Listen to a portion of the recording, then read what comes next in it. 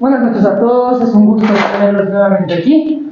Hoy ya tenemos el placer de contar con un afamado escritor y periodista para la sesión de hoy. Como saben, estamos en el ciclo Juego de Valorios, el cual busca propugnar cualquier ámbito del conocimiento humano. Y para ello nosotros invitamos a personas que hayan dedicado sus vidas a diferentes estudios y a que hablen de aquello que les apasiona. En esta oportunidad hemos invitado a Robert Blockman, que creo que por sí mismo tiene una propia presentación en su mismo nombre, pero dados los protocolos del caso es pertinente realizar.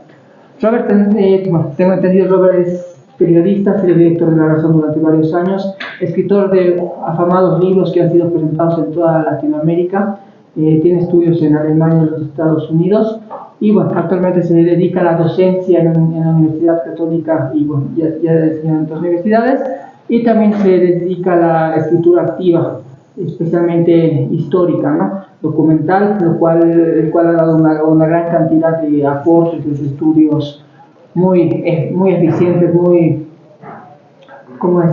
empleadores, que están dando muchas luces sobre la historia boliviana, un tópico que normalmente no tiene una gran cantidad de personas que estén documentando, a pesar de que tenemos una amplia variedad, ¿no? Ya estamos a punto de cumplir 200 años de nuestra historia nacional. Creo que es muy rescatable y plausible el reconocer a personas que estén llevando a conocer lo que es nuestra memoria histórica, ¿no?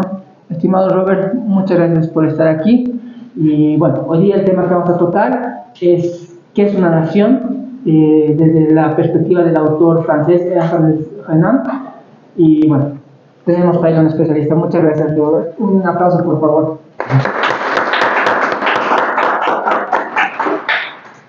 Muchas gracias, querido Esteban. Muchas gracias, amigos, por su presencia, su paciencia, su curiosidad por estar aquí.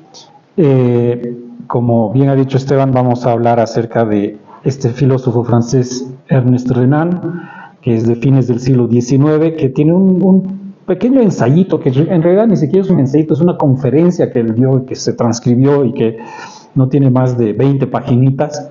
Y él piensa reflexiona acerca de qué es lo que constituye una nación, cuáles son los valores, los factores que construyen una nación. Y su conclusión desemboca en el tema de la narrativa, que es bien interesante también, que es complementario con lo que vamos a decir. Entonces, comenzando por quién era Ernest Renan y por qué habla sobre este tema, cuál es la motivación, qué es lo que lo lleva a hablar sobre esto. Bueno, Renan era un filósofo, miembro de la Academia Francesa, ateo, que escribe un libro acerca de Jesús desde un punto de vista muy laico, digamos, que cae en desgracia por este tema. El Vaticano a fines del siglo XIX obviamente lo pone en la lista negra y se prohíben sus libros, etcétera, una serie de avatares que le suceden en su vida. Y sin embargo sigue siendo un hombre de mucho prestigio, ¿no? Y sucede, vamos a poner el contexto histórico, es importante, que en 1870 Francia y Alemania tienen una guerra, la primera de sus grandes guerras, digamos, en los tiempos modernos, porque en la antigüedad y en la Edad Media se peleaban muchísimo también. En el año 1870 el reino de Prusia coloca bajo su paraguas a todos los demás estados alemanes, como estado hegemónico de Alemania, coloca bajo su paraguas a todos los demás estados de Alemania y los logra unificar bajo la bandera de una guerra contra Francia, ¿no? Logra el príncipe y canciller Otto von Bismarck logra hacer con una triquiñuela, logra hacer que Francia le declare la guerra a Prusia, y Prusia logra unificar a todos los reinos alemanes, a todos los principados, etc. Y esta agrupación alemana, de naciones alemanas, logra vencer a Francia, ¿no? Francia era el país más prestigioso, era el ejército más poderoso, y en este momento, de pronto, en 1870 al 71, esta Alemania nueva, que no había existido hasta este momento, derrota a Francia. Es importante decir también, ir un poquito más atrás, de que esta Alemania unificada, mucho tiempo antes, había sido un mosaico de naciones, ¿no? Los alemanes, si bien hablaban el mismo idioma, compartían los mismos valores, de alguna manera tenían la misma historia, porque habían sido digamos, no en la antigüedad, pero sí en el inicio de la Edad Media, habían sido el Sacro Imperio Romano Germánico, ¿no? Que dicen los historiadores cínicamente que no era ni sacro, ni imperio, ni romano, ni germánico. Y de hecho, digamos, tenía muchos soberanos y tenía un emperador, y llega a tal grado de fragmentación que en el momento de mayor fragmentación, los estados alemanes llegan a contarse hasta casi entre 1200 y 1300 estados alemanes en el espacio que después se va a llamar Alemania, ¿no? Los alemanes se refieren a este periodo de la historia como Kleinstaaterei, que las palabras que terminan en "ei" en alemán, son como medio despectivas, ¿no? Significa la pequeña estadualidad, esa fragmentación en un mosaico de estados. Entonces, eso era lo que había que impedir, y que más bien lo que había que hacer era unificar a Alemania. Y finalmente, en 1870-71, Bismarck logra esta unificación, declarando guerritas primero a Austria-Hungría, a Dinamarca, finalmente a Francia, y logra unificar a Alemania. Esta Alemania unificada se convierte en el Imperio Alemán, y los alemanes empiezan a tener unas ideas extrañas que 50 años después se van a convertir en el nacionalsocialismo y la superioridad de la raza y todas estas cosas. Interesantemente, Renan, 50 años antes del nazismo, en los 1870s o 1880s, logra prever esto, ¿no? Y para hacer esta conferencia acerca de qué es una nación, junta argumentos acerca de por qué la raza no es un elemento unificador de la nación, de por qué una nación no puede estar basada solamente en la raza. Y así como identifica la raza, también va a identificar la religión, el idioma, la geografía y otros factores, ¿ya? Entonces voy a ir adentrándome en el ensayo y comentándolo para ir viendo con mayor detalle. Bien, dice Renan que desde el origen de la historia la sociedad humana ha tomado diferentes formas, ¿no? Por ejemplo, una de estas formas son las grandes aglomeraciones de gente, y como grandes aglomeraciones toma como ejemplo China, Egipto y la antigua Babilonia. Voy a subrayar mucho y muchas veces el hecho de que estos conceptos que va a darnos Renan son los conceptos que se tenían del mundo y el estado del arte y de la situación a fines del siglo XIX. ¿Ya? Entonces, a fines del siglo XIX se consideraba que China, Egipto y la antigua Babilonia eran grandes aglomeraciones, no eran naciones, no eran países, no eran imperios, eran grandes aglomeraciones. Luego, otra de las formas de organización de la sociedad humana eran las tribus, a modo, dice Renan, de los hebreos o los árabes, ¿ya? Los árabes en el siglo XIX todavía no tenían ningún estado nacional, eran tribus. Los hebreos de igual manera. Luego estaban las ciudades-estado, las polis griegas al modo de Atenas o Esparta. Luego estaban lo que se llamaban las uniones de países diversos a la manera del Imperio Carolingio. Ejemplo, el que les acabo de mencionar, ¿no? El Sacro Imperio Romano Germánico, que era una aglomeración de pequeños estados, si bien todos hablaban por lo menos el mismo idioma, o idiomas muy similares, porque el mismo idioma alemán recién toma forma cuando Martín Lutero le pone unas reglas generales y finalmente todos los alemanes pueden entender el mismo idioma. ¿Ya? El Sacro Imperio Romano Germánico, el Imperio Carolingio, que viene a ser lo mismo. Yo les diría también el Imperio Austrohúngaro, es un típico ejemplo de unión de países diversos, ¿no? Teníamos Austria, Hungría, Polonia, Chequia, Eslovaquia, todos los países que estuvieron o la mayoría de los países que estuvieron en Yugoslavia formaban parte de este imperio, que eran muchos países, muchas naciones en una misma cosa.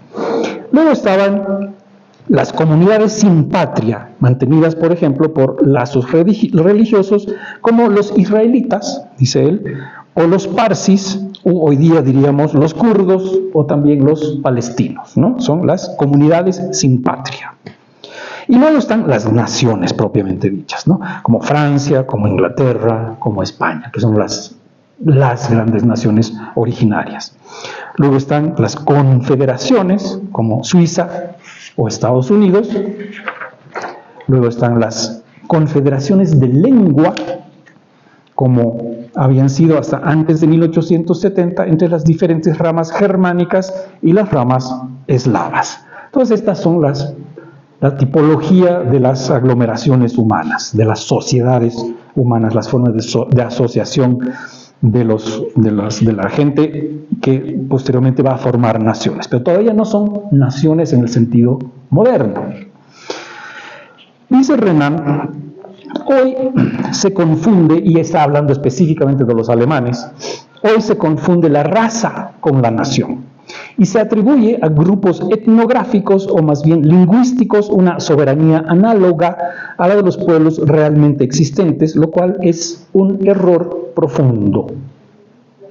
Francia, Inglaterra, Alemania y Rusia, dice Renan, serán durante cientos de años y pese a las aventuras que habrán de correr, 2 guerras mundiales, basten como ejemplo, individualidades históricas cuyas casillas varían continuamente en importancia y extensión, pero no se confunden nunca del todo. Es decir, pueden pasar muchas cosas, pero estas unidades, estas que sí son naciones, ¿no? Francia, Inglaterra, Alemania, Rusia, sí son naciones a pesar de todo lo que les vaya a suceder. Yo agrego un ejemplo muy interesante, que es el ejemplo de Polonia. ¿Ya? Polonia está situada en un vecindario infernal. ¿Cuál es su vecindario? ¿Entre quién y quién está Polonia? Entre Rusia y Alemania, ¿no es cierto? Y eso ha causado que Polonia desaparezca durante 123 años discontinuos. 3 veces en su historia Polonia ha desaparecido, engullida por estos dos. El Estado polaco ha desaparecido, la nación polaca no.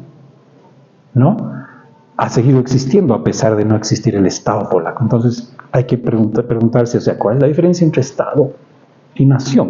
Es bien interesante, ya vamos a seguir sobre el tema.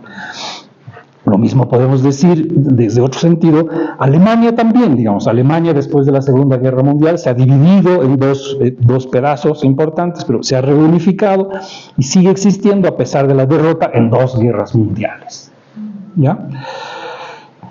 Entonces, nuestra idea actual de nación es una idea bastante nueva en la historia, y específicamente yo les diría de cuándo data la idea de la actual nación. Data de 1815, de la Conferencia de Viena, cuando que pone fin a las guerras napoleónicas.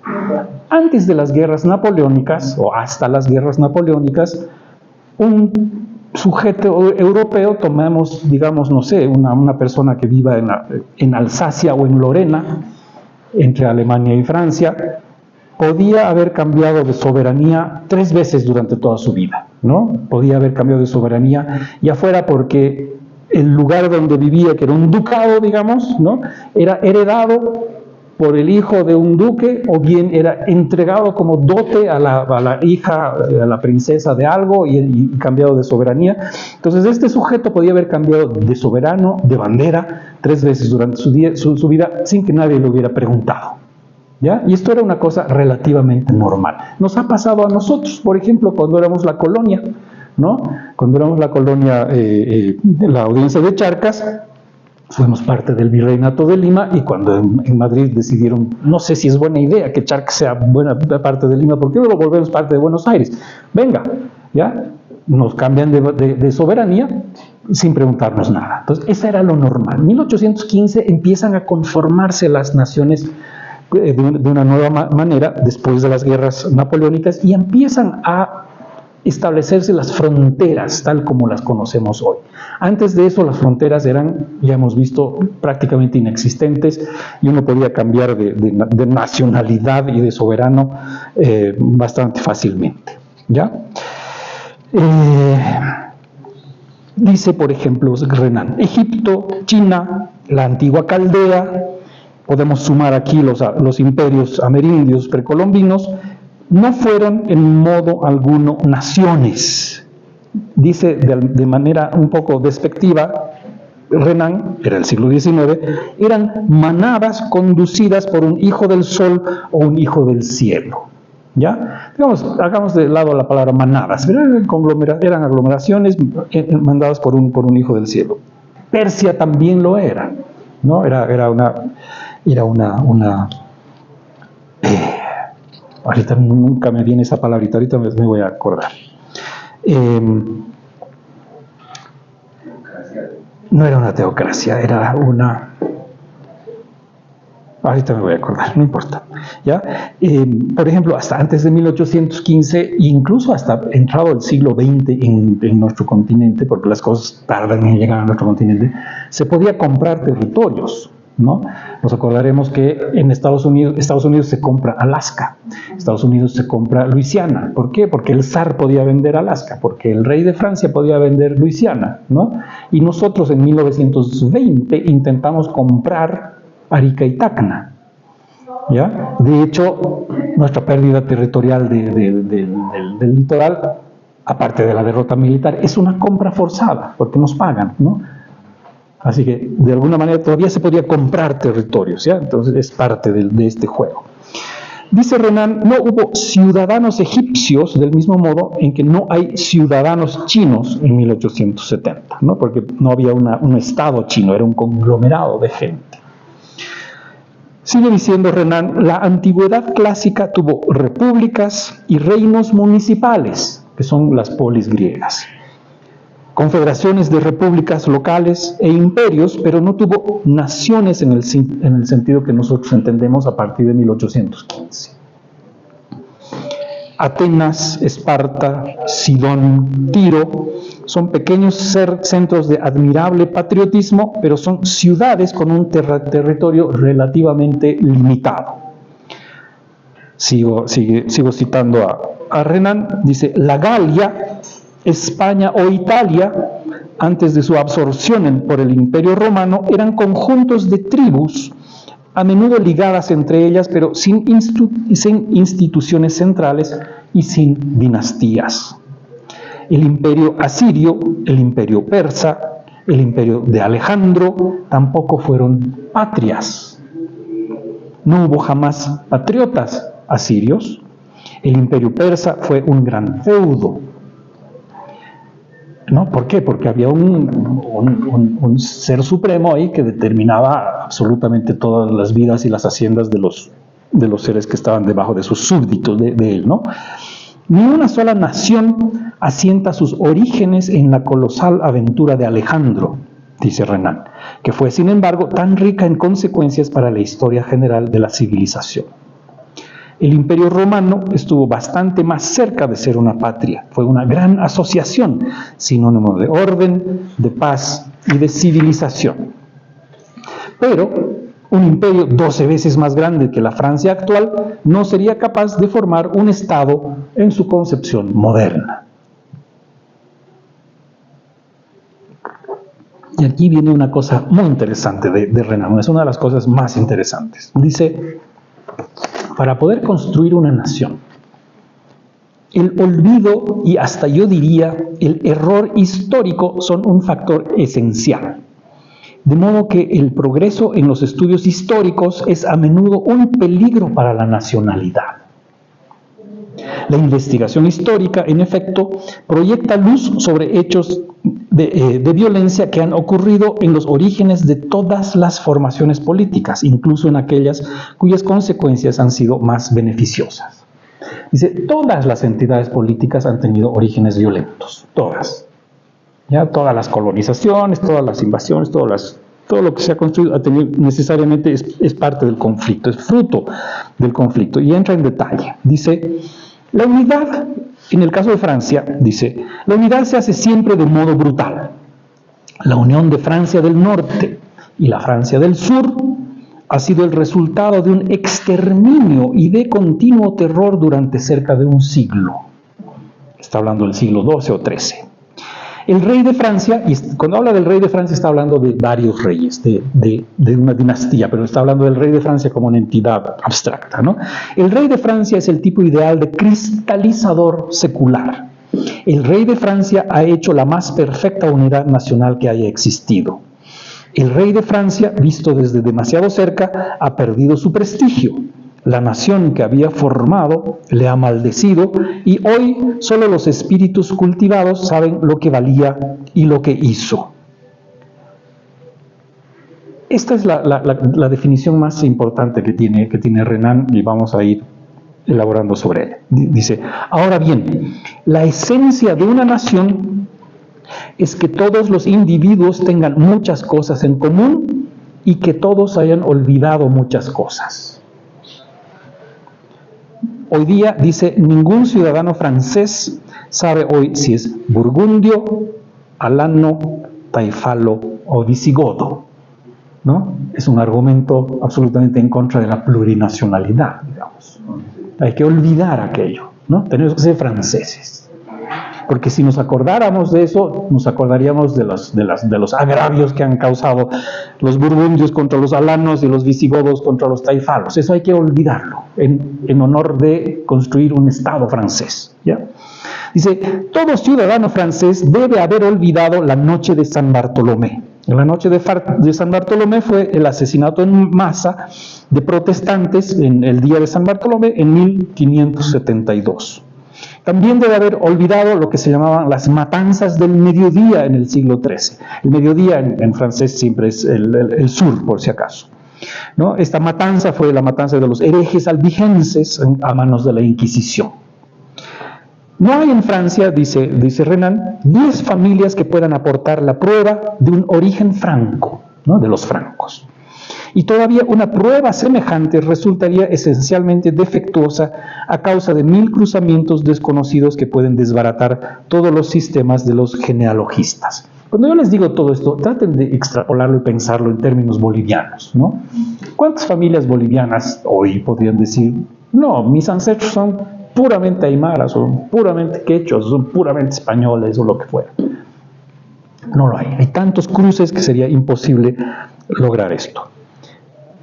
Renan dice, la nación moderna es, pues, un resultado histórico producido por una serie de hechos convergentes en el mismo sentido.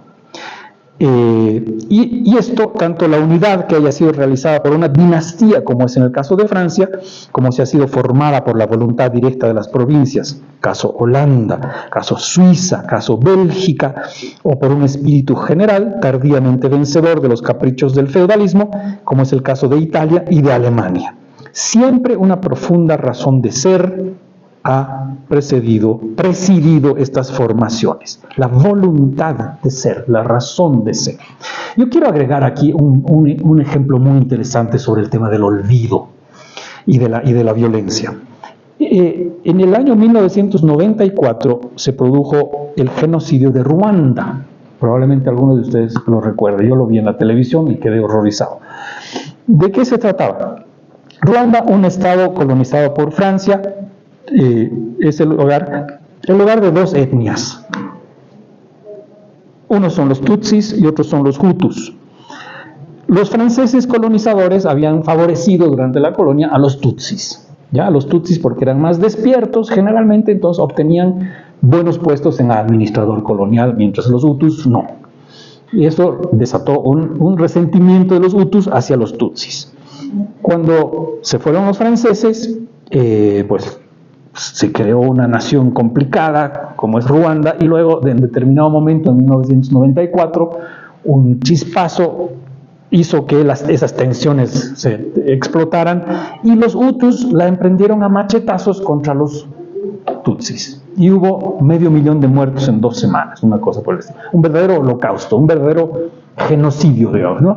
Los bolivianos somos muy, muy liberales con el uso de la palabra genocidio, ¿no? Cualquier cosa es genocidio. Bueno, genocidio es realmente el tratar de eliminar a un pueblo entero por sus características. Los Hutus querían eliminar a los Tutsis. Las Naciones Unidas fallaron, eventualmente lograron parar la matanza, eventualmente lograron llevar a juicio a los responsables. Han pasado 30 años desde este tema, y Ruanda ha llevado a cabo una política estatal oficial de olvido. ¿Ya? Es decir, allá nunca vamos a escuchar nuestro lema favorito, que es ni olvido ni perdón, ¿no? Se olvidó, o sea, y a mí me parece, eso de ni olvido ni perdón es fatal para la construcción de la nación, ¿no? Los ruandeses han decidido, vamos a olvidar, no se habla de este tema. Ya hemos enjuiciado a los que hemos podido, algunos seguramente se han librado, pero de este tema no se habla. Y están construyendo nación en base al olvido, ¿ya? Vayamos al caso de España, también un caso relativamente reciente. Guerra Civil Española, 1 millón de muertos entre los nacionales y los republicanos. España hasta los años 90, hasta los años 2000, yo les diría, había superado el bache, digamos, estaba en un proceso de reconciliación nacional. Cuando viene el gobierno de Rodríguez Zapatero y lanza la ley de la memoria histórica. Nos acordaremos de nuevo a desenterrar los muertos, y ahora otra vez están en una polarización espantosa y se están odiando profundamente porque tu abuelo era nacional, porque tu abuelo era republicano, nos odiaremos de nuevo. O sea, el proceso de construcción de nación se ha erosionado por la memoria. Por eso dice Renan, es importante el olvido. Y el error histórico se refiere a la creación de una historia oficial. Una historia oficial mentirosa. ¿Ya? Es importante tener una historia oficial mentirosa. Yo que enseño historia en la católica, comienzo siempre mis clases diciendo, bueno, ¿qué nos enseñan en el colegio acerca de tal cosa? Y es normalmente una mentira, ¿no? ¿Por qué? Porque es una construcción, un intento de construcción de nación. En el caso nuestro, sin embargo, estamos incidiendo en el tema de ni olvido ni perdón, pues no. Dictadura, nada, caramba, hay que recordar ese tema y echarle sal a la herida y jamás dejar de acordarnos de eso. Error, pues. No es más que error, es dilema, ¿no? Porque para mí es fácil decirlo, o sea, es un error porque deberíamos olvidarlo, pero yo, ¿cómo le podría decir eso a una persona que haya perdido gente amada, seres amados en la dictadura, que haya tenido desaparecidos, que haya tenido muertos? Me dirá, pues estoy un imbécil, ¿cómo voy a perdonar, cómo voy a olvidar? ¿Cuál es la respuesta correcta para construir nación? ¿Cómo construimos nación? Dice Renan, el olvido y el error histórico. Y yo creo que es correcto.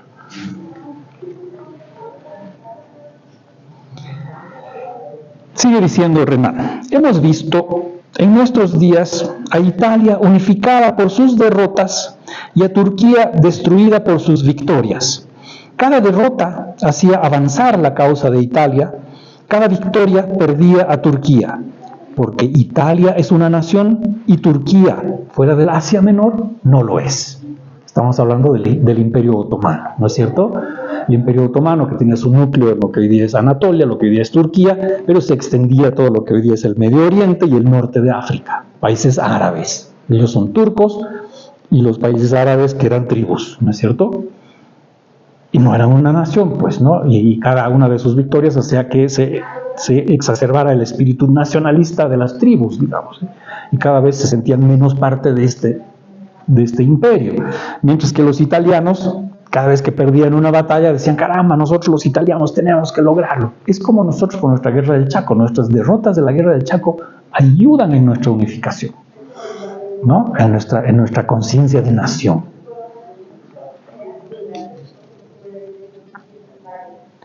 ¿Qué es entonces una nación? ¿Por qué Holanda es una nación mientras que Hannover o el Gran Ducado de Parma no lo son? Recordemos, estamos en el siglo XIX. ¿Cómo es que Francia sigue siendo una nación cuando ha desaparecido el principio que la creó? ¿Cómo es que Suiza, que tiene 3 lenguas, 2 religiones, 3 o 4 razas, es una nación, mientras que la Toscana, por ejemplo, siendo tan homogénea, no lo es? ¿Por qué Austria es un Estado y no una nación?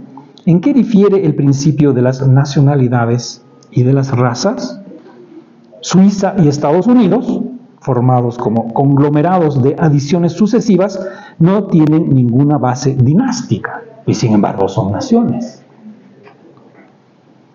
Existe el derecho nacional. ¿Sobre qué criterio se fundamenta este derecho nacional? ¿Cómo reconocerlo? ¿De qué hecho concreto hay que hacerlo derivar? Y aquí entra en lo sustancial ya Renan.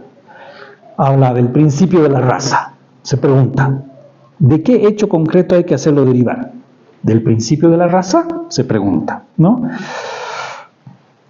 Lo que permanece firme y fijo es la raza de las poblaciones. Es una afirmación de los alemanes. Y dice Renan, la familia germánica, por ejemplo, según esta teoría, tiene el derecho de recuperar a los miembros dispersos del mundo germánico, aun si estos miembros no demandan la reunificación. El derecho del germanismo sobre tal provincia es más fuerte que el derecho de los habitantes de esa provincia sobre sí mismos. Y este es el motivo por el cual Renan escribe este ensayo. Está hablando acerca de la provincia de Alsacia, o las provincias de Alsacia y Lorena, que estaban entre Francia y Alemania, ¿no? Y yo tengo la historia de un alsacio que, dependiendo de quién había ganado la última guerra, pelea en 3 guerras con distinto uniforme en cada guerra, ¿ya? Y claro, los alemanes reclaman Alsacia y Lorena como propia, que lo había sido en algún momento en el pasado y que Francia también la reclamaba como propia. Bien, este es el argumento de un francés en contra de la propiedad de los alemanes de Alsacia y Lorena.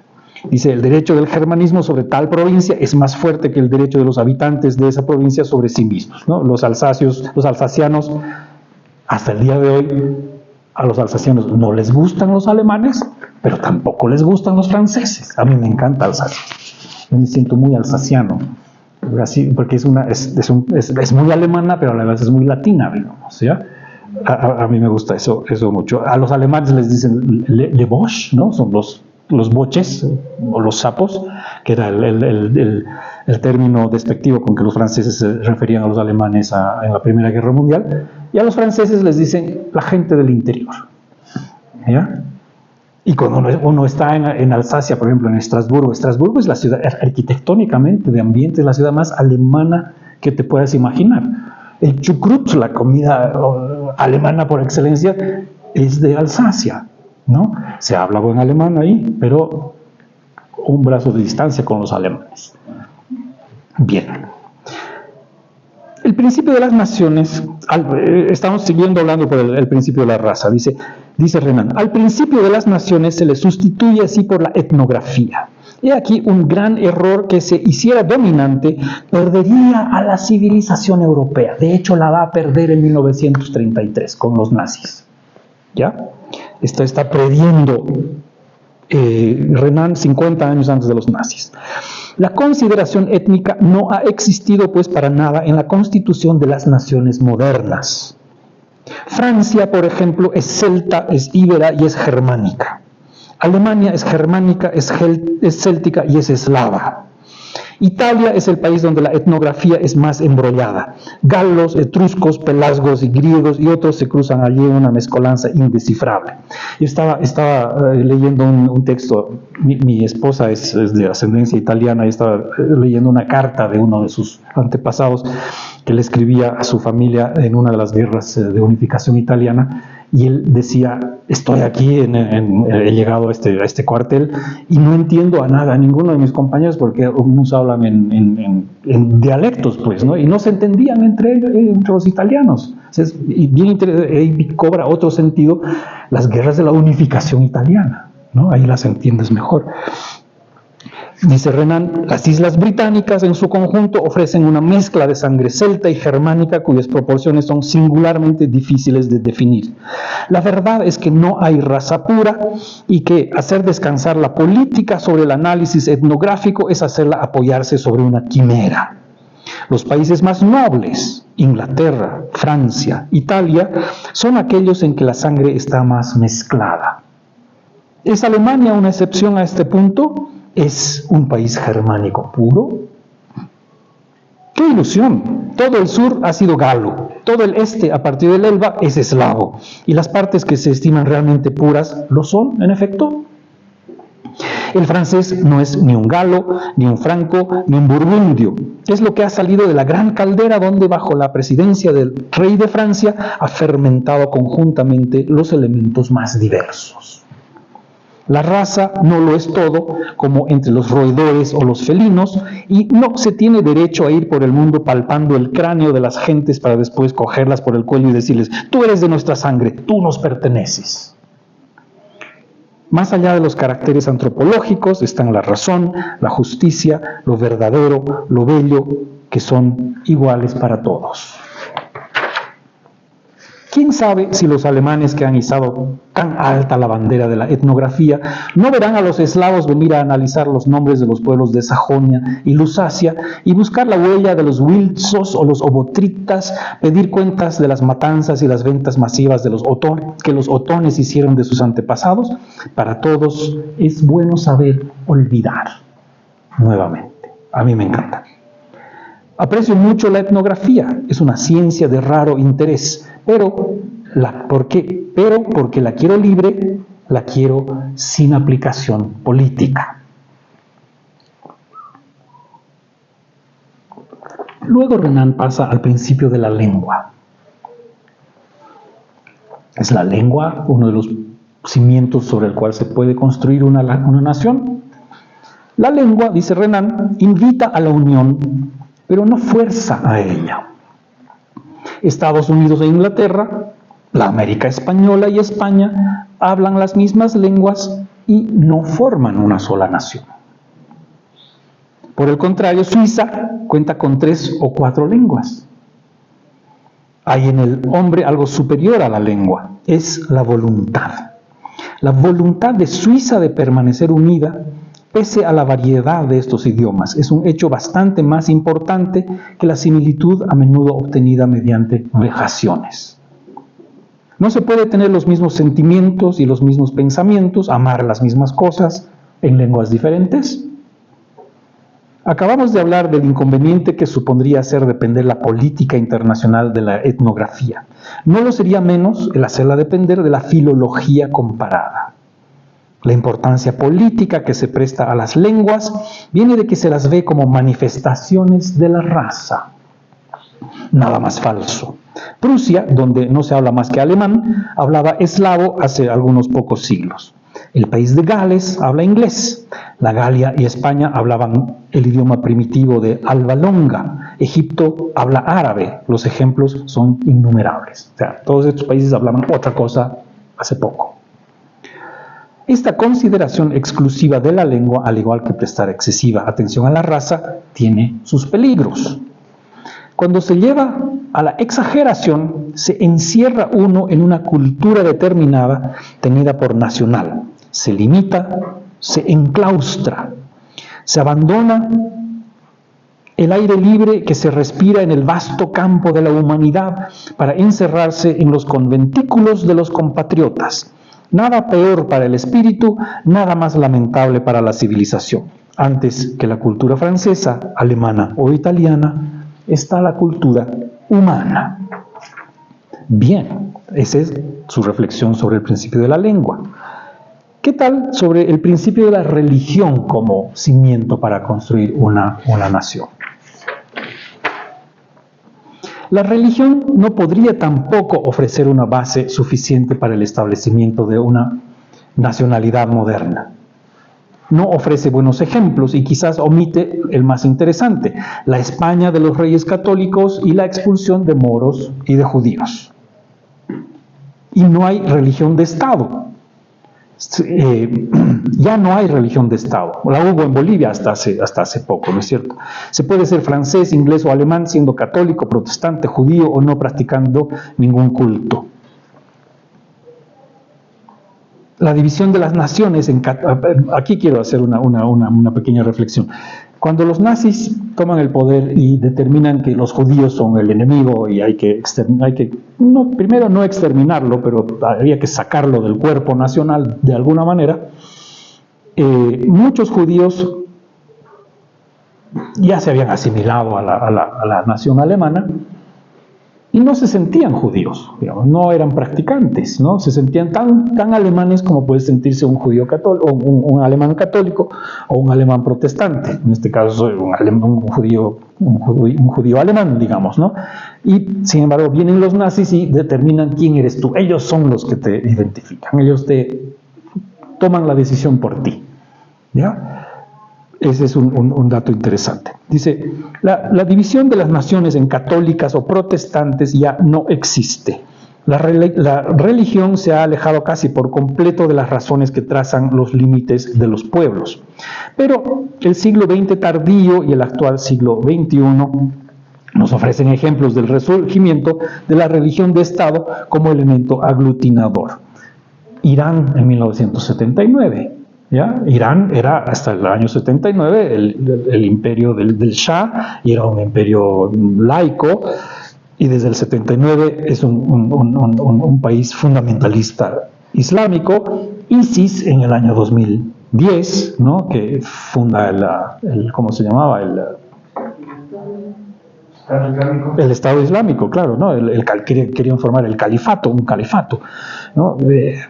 O sea, un Estado exclusivamente basado en la religión. Y no faltan en los países árabes, en los países musulmanes, en líneas generales, aquellos wahabistas que quisieran ver que la ley sea una ley exclusivamente religiosa, digamos, ¿ya? Y es una muy mala receta para comenzar a fundar una nación. Bien, entonces, si tampoco es la religión, dice, ¿qué tal sería el principio de la comunidad de intereses? La comunidad de intereses puede ser interesante. ¿Y de qué habla? ¿De qué está hablando Renan? Renan menciona en su texto lo que se llama la Zollverein, ¿ya? La unidad alemana antes de convertirse en el Estado alemán era una Zollverein. ¿Qué es una Zollverein? Es una asociación aduanera, es una unión aduanera, ¿ya? Como en este conglomerado que hemos dicho, ¿no? Que en el peor momento fue de 1.200 estaditos pequeñitos, luego fueron reduciendo de número. Imagínate lo que era cruzar de un extremo de Alemania al otro y tener que cambiar moneda, ¿no? Imagínate lo que era eso. Entonces, para hacer esto vamos a hacer una Zollverein y finalmente terminan unificando la moneda y luego vienen otras unificaciones. Entonces, no, una Zollverein no es una patria. La Unión Europea, la OEA, la UNASUR, el ALBA, la OTAN, la propia ONU, ¿no? A nadie se le ocurriría un gobierno planetario bajo la égida de la ONU. O sea, estas cosas tampoco son naciones, no son la base de naciones, ¿ya? El principio de comunidad de intereses tampoco es la base para una nación. ¿Qué tal entonces el principio de la geografía? El espacio determinado que ocupamos, entre tal río y tal montaña, ese es nuestro estado, entre la costa y no sé qué. En algunos casos puede funcionar. En el caso de Chile, por ejemplo, Chile tiene una particularidad muy interesante. Tiene el límite norte en el desierto, el límite sur en el Ártico, el océano y los Andes. Digamos, tiene sus fronteras muy claramente determinadas. Pero es un caso muy, muy, muy raro. Alemania, por ejemplo, no tiene esas fronteras, ¿no? Es una llanura donde realmente no han terminado de definirse cuáles son los límites entre los alemanes y los eslavos hasta 1945.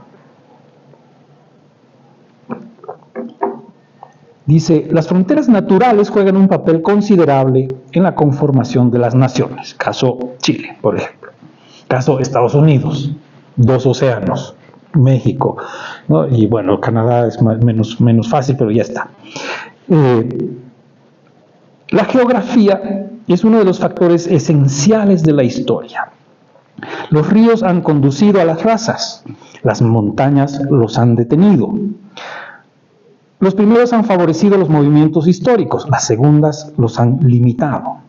Pero la doctrina que cree que los límites de una nación están escritos sobre el mapa y que esta nación tiene el derecho de adjudicarse lo que sea necesario para redondear ciertos límites para alcanzar tal montaña o tal río, a los cuales se concede una especie de facultad delimitatoria a priori, es la doctrina más arbitraria y más funesta.